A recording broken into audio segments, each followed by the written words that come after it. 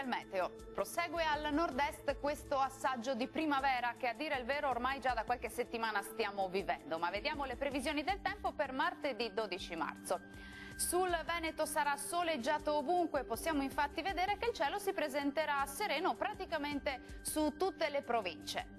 Le temperature minime saranno comprese tra -1 e 4 gradi, le massime invece oscilleranno tra gli 11 e i 14 gradi.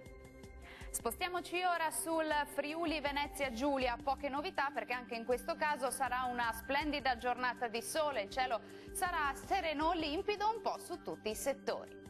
Temperature minime tra 2 e 7 gradi, massime oscillanti invece tra 11 e 14 gradi.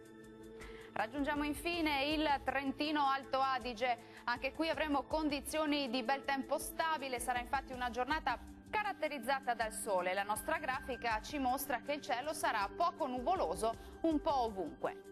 Temperature minime comprese tra lo 0 e 1 grado, valori massimi intorno invece ai 13 gradi. Dal meteo per ora è tutto, arrivederci.